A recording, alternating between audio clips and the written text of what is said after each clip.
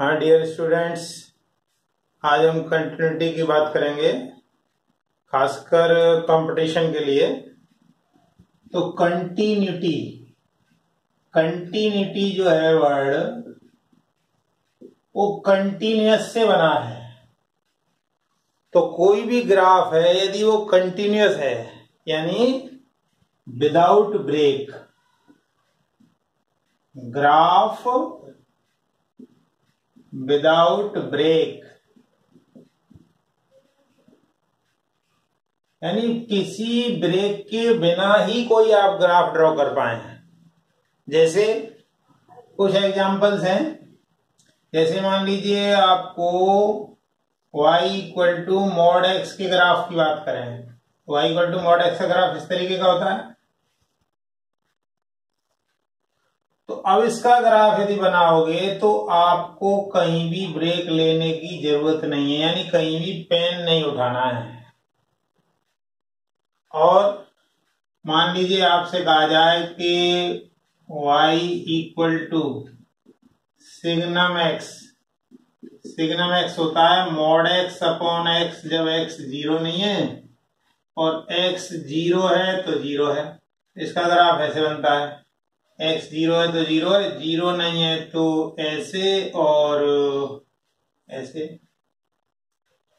तो ये हम देख रहे हैं कि 0 पर डिसकंटिन्यूअस है और ये continuous everywhere. It is continuous everywhere, इसकी बात कर रहे हैं। और इसकी बात करें, it is discontinuous at x equal to 0। यानी इस ग्राफ को बनाने के लिए हमको पेन नहीं उठाना पड़ा है। और इस ग्राफ को यदि बनाओगे तो पहले तो ऐसे जाएगा, फिर यहाँ पेन उठाना पड़ेगा आपको। तो यहाँ पेन उठाना पड़ेगा, तो ये 0 पे तो वैल्यू 0 है, तो ये ऐसे रहा, फिर ये 0 और फिर इसके बाद ऐसे। तो कहने का मतलब यह है कि ये 0 पर आपका ग्राफ टूट गया है। ये फिल इसलिए करना है कि ये वैल्यू 0 दी हुई है। ठीक है, अब इसको और थोड़ा सा समझने का प्रयास करेंगे। देखें जरा, समझे जरा इसको, कंटिन्यूटी को। मान लीजिए ये आपका y एक्सिस है और ये आपका x एक्सिस है। अब मान लीजिए कोई ग्राफ इस तरीके से आ रहा है, कोई ग्राफ इस तरीके से आ रहा है।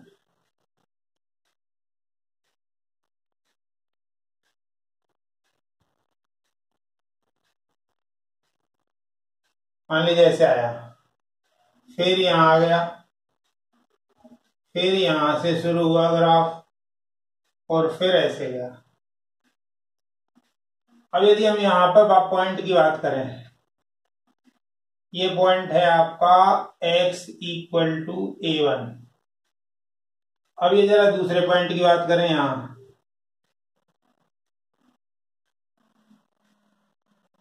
x इक्वल टू a2 और एक इस पॉइंट की बात करें x इक्वल टू a3। इन 3 पॉइंट्स को यदि आप ग्राफ में देखें, मान लिया हमने कि यहां पर जो वैल्यू है y की, क्योंकि ये तो x है और ये y है, ये y है, ये L1 है। यहां पे मान लिया वैल्यू है L2 और यहां पे मान लिया वैल्यू है L3 और यहां पर वैल्यू है मान लिया L4। इस तरीके से है, ये वैल्यू आपकी है L4। तो अब जरा सबसे पहले A1 की बात करें, तो x इक्वल टू A1 की यदि बात करें तो at x equal to A1, x equal to A1 पे यदि हम बात करें तो x इक्वल टू A1 के लेफ्ट में वैल्यू L1 है,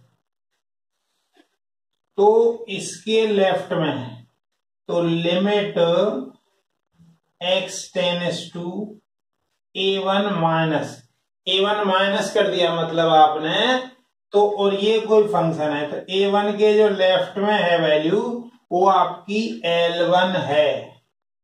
इसी प्रकार से करें, limit x tends to a1 plus और ये fx, ये वैल्यू भी L1 है, देखिए इसके राइट में वैल्यू इतनी है। और limit x tends to a1 fx, यहां पर ये बबल खाली पड़ा है मतलब डज नॉट एग्जिस्ट।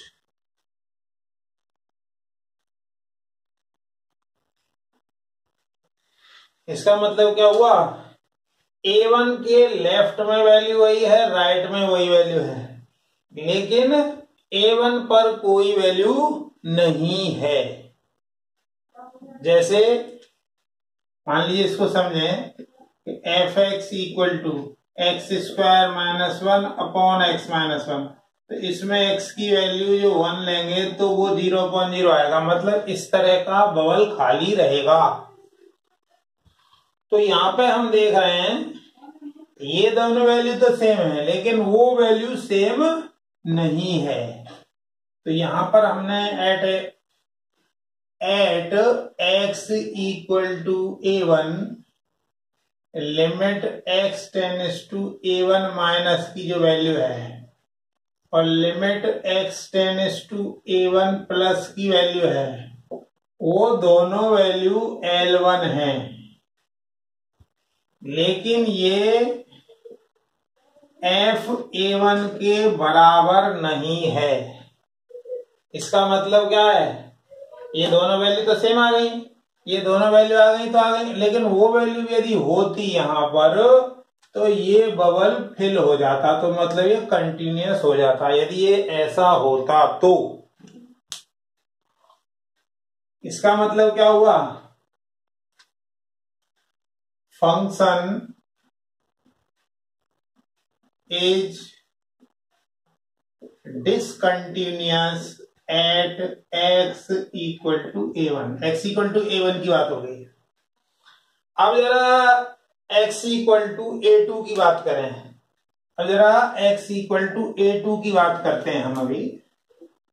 तो ये a1 की बजाय a2 कर दीजिए इसको, तो क्या आया, a2 के लेफ्ट में वैल्यू L2 है, a2 पर यह है और a2 के राइट में भी यही है। तो limit x tends to a2 minus fx, function की वैल्यू a2 के लेफ्ट में ये वैल्यू जो है वो आपकी L2 है। इसी प्रकार से limit x tends to a2 plus में यदि वैल्यू लें, a2 के राइट में लें तो वैल्यू कितनी है L3, और fa2 वो भी L3। तो कहने का मतलब है यहां पर आप देखिए ये दोनों वैल्यू सेम है लेकिन ये वाली सेम नहीं है, तो आपको इस पॉइंट पे क्या ये कंटिन्यूअस दिख रहा है, नहीं, it is discontinuous at x equal to a2। अब ये x1 और x2 दोनों पर डिसकंटिन्यूअस दोनों को दिख रहा है। अब जरा x3 की बात करें। अब x इक्वल टू a3 ले मान लो हम, तो a3 के लेफ्ट में भी यही वैल्यू है L4, a3 के राइट की बिल्कुल बगल में वैल्यू लेनी होती है, वो वैल्यू इतनी है, और a3 पे वैल्यू इतनी है। तो limit x tends to a3 minus fx, ये है आपका L4। Limit x tends to a3 plus fx, ये भी L4 है, और ये वैल्यू जो आप देख रहे हैं वो भी fa3 है, तो fa3 है वो भी L4 है। तो यहां पे हमने देखा कि तीनों ही वैल्यू बराबर है, limit x tends to a3 minus f x, limit x tends to a3 plus f x और f a3 तीनों ही बराबर हैं। तीनों ही बराबर हैं, इसका मतलब ये हुआ कि ये LHL है। किसी पर्टिकुलर पॉइंट के लेफ्ट में देखते हैं वो LHL होता है, उसके राइट में वो RHL होता है और ये वैल्यू ऑफ फंक्शन होता है। तो ये होता है आपका LHL और ये है आपका RHL और ये है वैल्यू ऑफ फंक्शन। ये आपका हो गया लेफ्ट हैंड लिमिट, ये है राइट हैंड लिमिट,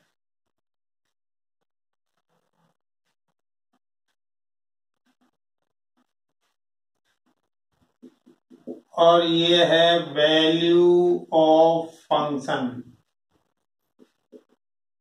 यदि ये तीनों इक्वल होते हैं तो वो फंक्शन कंटिन्यूअस होता है। देखिए जरा, A3 पर कहीं फंक्शन कहीं टूटा हुआ है? नहीं टूटा हुआ है। So function is continuous at x equal to A3। तो हमने देखा कि A1 और A1 पर डिसकंटिन्यूअस था, A2 पर भी डिसकंटिन्यूअस था, x इक्वल टू A3 पर ये फंक्शन कंटिन्यूअस है। और जरा इसको इस तरीके से समझने का प्रयास करें।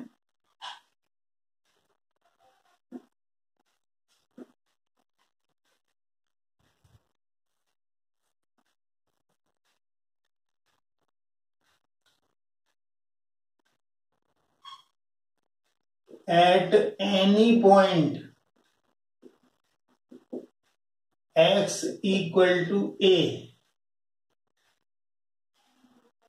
function is continuous at any point x equal to a in its domain if limit x tends to a minus fx, limit x tends to a plus fx और fa, यानी ये तीनों इक्वल हैं तो वो फंक्शन कंटिन्यूअस होगा। अच्छा, अब हम लिमिट में ही जानते हैं LHL RHL यदि दोनों बराबर हैं, चूंकि LHL इक्वल टू RHL सो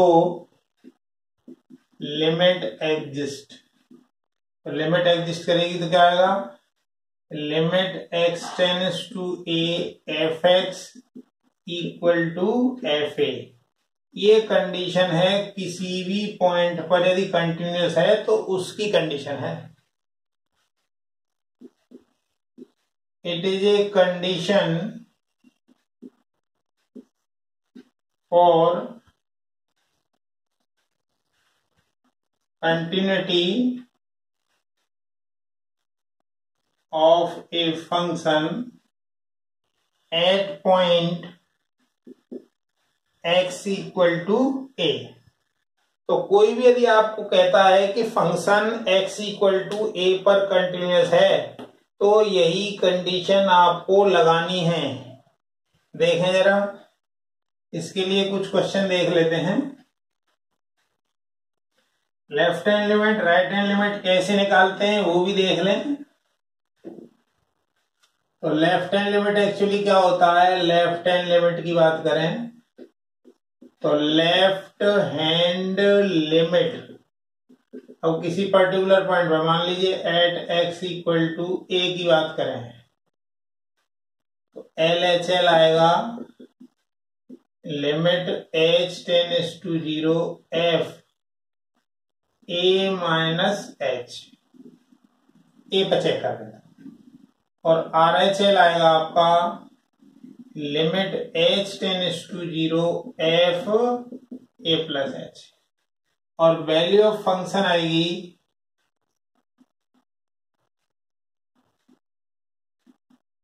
वो होगी वैल्यू एफ ए। अब ये तीनों आपके इक्वल हैं, मतलब limit h tends to 0 f a minus h equal to limit h tends to 0 f a plus h equal to f a. किसी पर्टिकुलर पॉइंट पर कंटिन्यूअस होने के लिए ये कंडीशन जरूरी है। It is a condition for continuity at any point x equal to ए।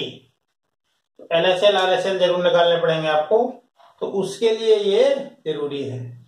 अब जरा एक क्वेश्चन है, उसकी कंटिन्यूटी की यदि हम बात करें, देखें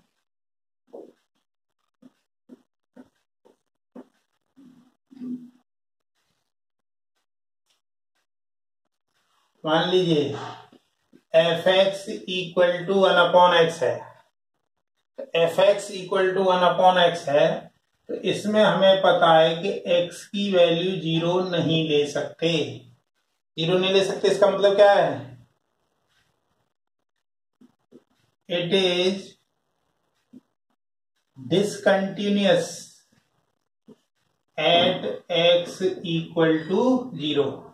या इसको ऐसे देखें, y equal to 1/x, y equal to 1/x मतलब क्या है? ये रेक्टेंगुलर हाइपरबोला है। रेक्टेंगुलर हाइपरबोला है। तो रेक्टेंगुलर हाइपरबोला का ग्राफ कैसा बनता है? इस तरीके का ग्राफ बनता है।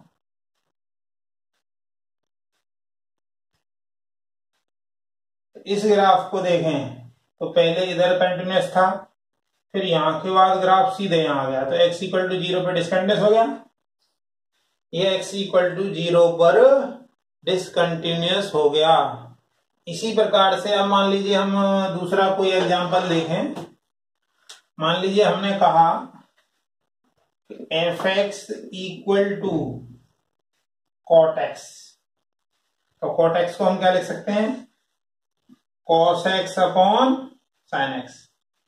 और हमारी जो शर्त होती है डोमेन निकालने की, कि जो है डिनोमिनेटर जो है वो 0 नहीं होना चाहिए, मतलब साइन एक्स 0 ना हो, अर्थात x की वैल्यू n पाई ना हो, n बिलोंग्स टू इंटीजर।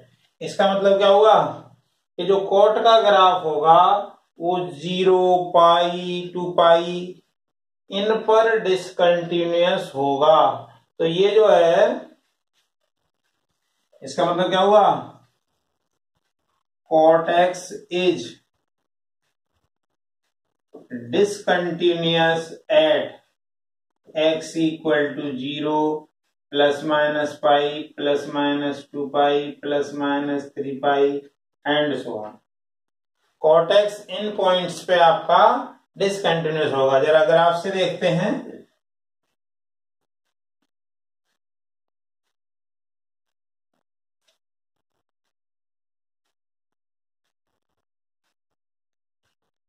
देखिए 0 पे इसको डिसकंटिन्यूअस होना है, उसके बाद पाई पे होना है।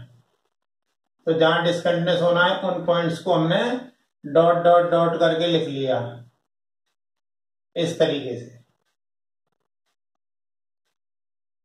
अब 0 से पाई के बीच में, ये बीच में पड़ा π/2, तो 0 से π/2 फर्स्ट क्वाड्रेंट होता है, इसमें ये पॉजिटिव वैल्यू देगा, और π/2 से पाई तक ये नेगेटिव वैल्यू देगा।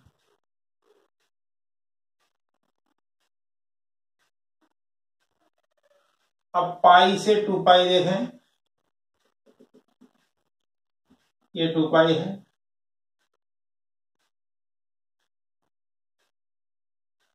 अब मान लीजिए 3 पाई देखें,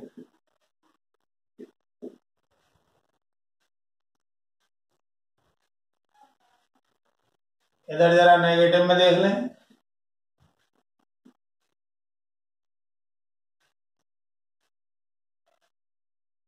और इधर आ जाएं,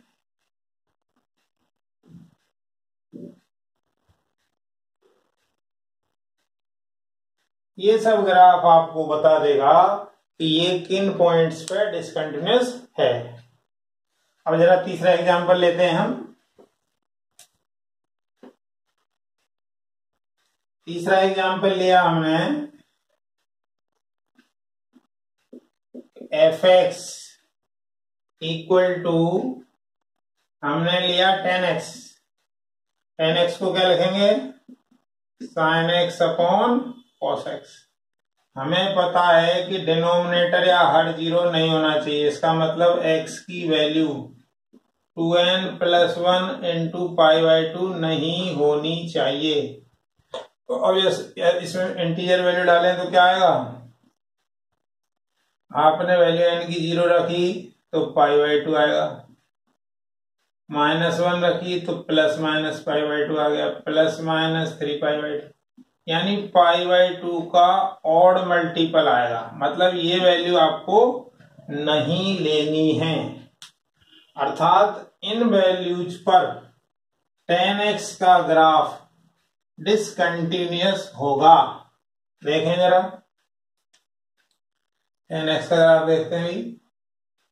अब इसमें π/2 भी और -π/2 भी। मान लीजिए ये π/2 है और इधर ले लिया ये -π/2 है। इसके बीच का यदि ग्राफ की बात करें, ऐसे ग्राफ आएगा इसका। फिर नेक्स्ट आएगा 3π/2, तो 3π/2 यहां ले लिया। इस प्रकार से ये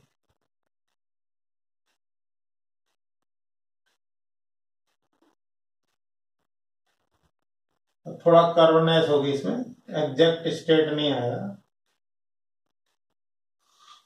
तो -π/2, π/2, 3π/2, 5π/2, इन पॉइंट्स पे ये डिसकंटिन्यूअस है। अब जरा हम बात करें f(x) इक्वल टू e की power x। f(x) equal to e की पावर x की बात करें, इट इज कंटिन्यूअस एवरीवेयर। ये हर जगह कंटिन्यूअस है। देखें जरा ग्राफ से देखें,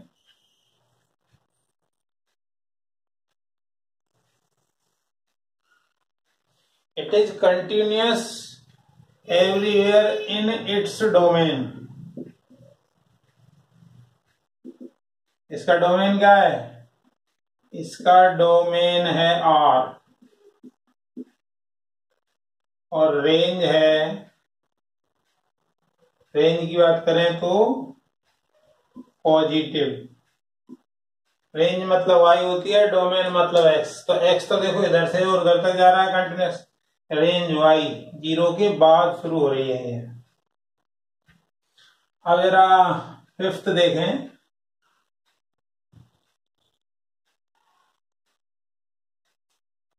फिफ्थ में फंक्शन है, मान लीजिए आपका log ex। और log ex की यदि हम बात करें तो log कब डिफाइन होता है, जब उसका बेस 0 से बड़ा हो और 1 भी ना हो। तो e की वैल्यू तो लगभग 2.71 होती है, तो ये वैल्यू तो ठीक है। और ये x 0 से बड़ा होना चाहिए और यही इसका डोमेन भी है। तो डोमेन है इसका ये और रेंज है R। ठीक है। अब यदि इसके ग्राफ की बात करें तो ग्राफ की यदि बात करें, ये हुआ y equal to log ex का ग्राफ। तो ये कंटिन्यूअस है हर जगह, it is continuous in its domain. अपने डोमेन में ये कंटिन्यूअस है। ठीक है। और देखिए जरा,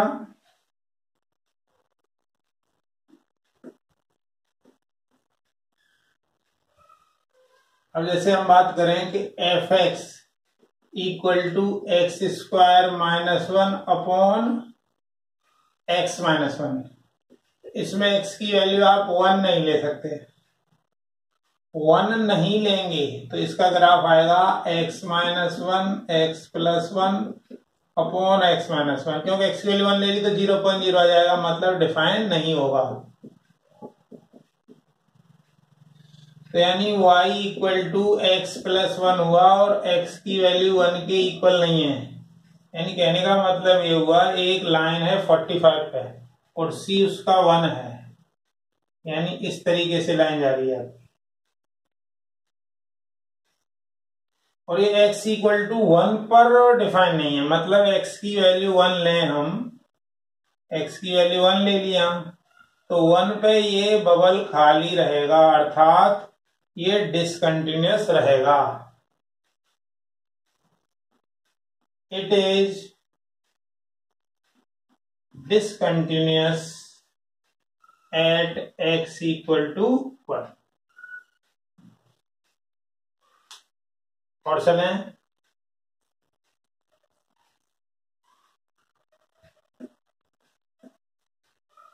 मान लीजिए हम बात करें f x equal to mod x की, तो मॉड एक्स कैसे डिफाइन होता है? ये वैल्यू एक्स देता है जब एक्स 0 या 0 से बड़ा हो, माइनस एक्स देता है जब एक्स 0 से छोटा हो, अर्थात y equal to x value लेनी है जब एक्स 0 या 0 से बड़ा है और y equal to minus x लेना है जब एक्स लेस देन 0 है। तो यदि आप इसका ग्राफ बनाएं तो y इक्वल टू एक्स तो ये हो गया और ये y equal to minus x, तो ये y इक्वल टू एक्स और ये y equal to minus x.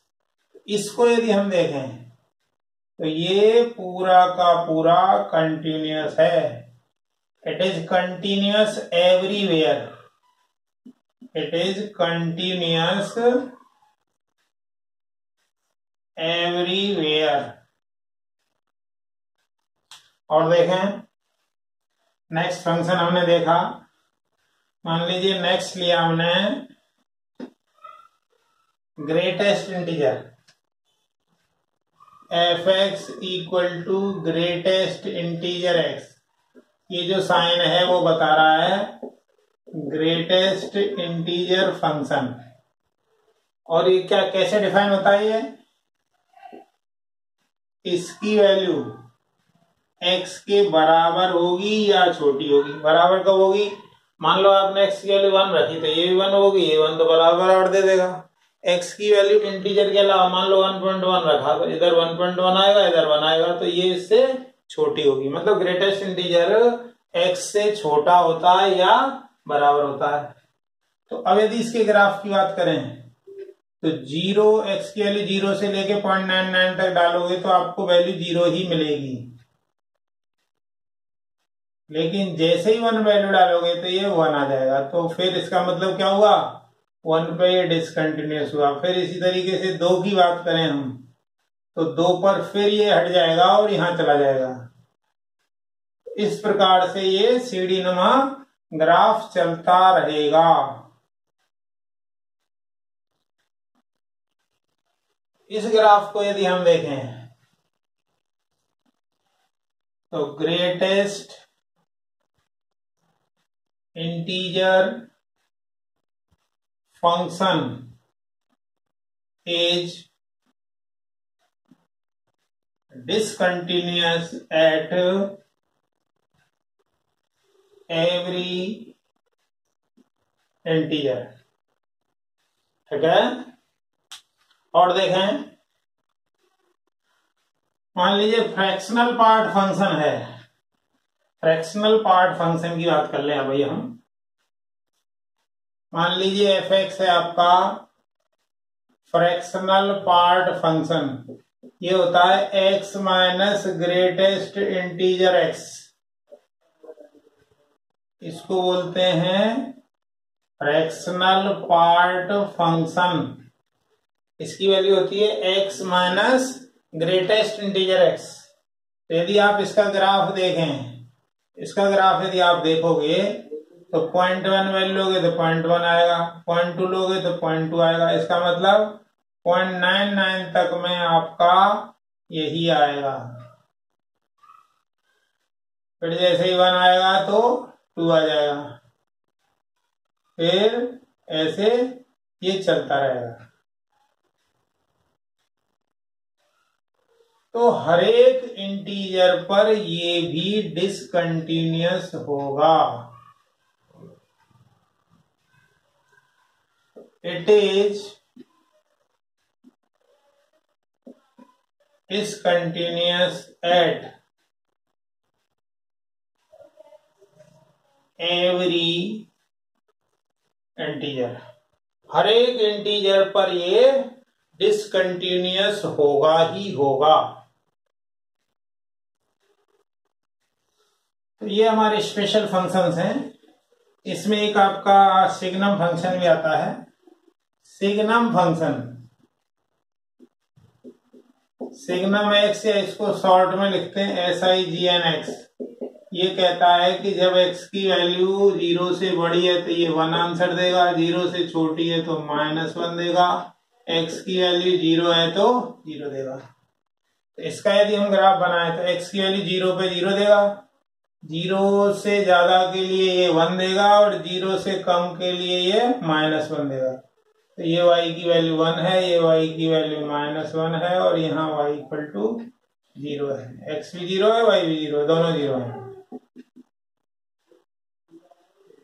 ठीक है। तो इस फंक्शन की यदि बात करें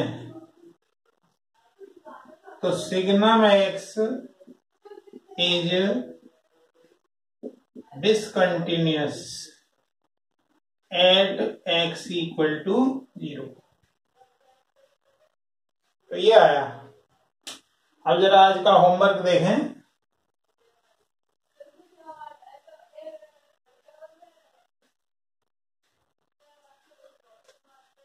आज का होमवर्क है चेक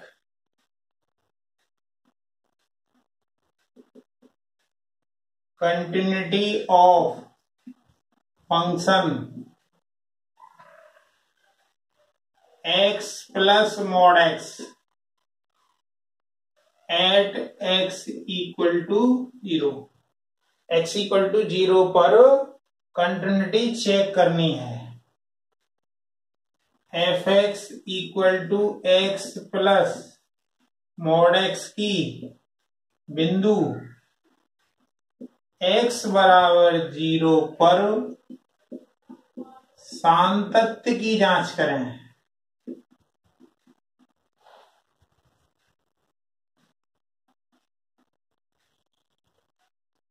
इसमें इस मोड के बारे में सभी लोग जानते हैं, बस केवल इतना ध्यान रखें कि मोड x की वैल्यू 0 या 0 से बड़ी है तो ये x वैल्यू देगा, x की वैल्यू 0 से छोटी है तो ये -x वैल्यू देगा। अर्थात fx इक्वल टू x होगा जब x ग्रेटर देन 0 होगा और fx इक्वल टू -x होगा जब x लेस देन 0 होगा। तो इसका यूज आप करके इसको सॉल्व करें। इस मॉड की प्रॉपर्टी का यूज करते हुए इसमें कंटिन्यूटी या सातत्य की जांच करें। ठीक है। और इसी तरीके से वीडियो देखते रहें। बेसिक्स कॉन्सेप्ट को ज्यादा ध्यान दें, क्योंकि बेसिक से ही आपका छोटा बड़ा क्वेश्चन होगा। तो इस पे कल कुछ क्वेश्चन लेंगे। ठीक है। वीडियो देखने के लिए धन्यवाद। थैंक्स।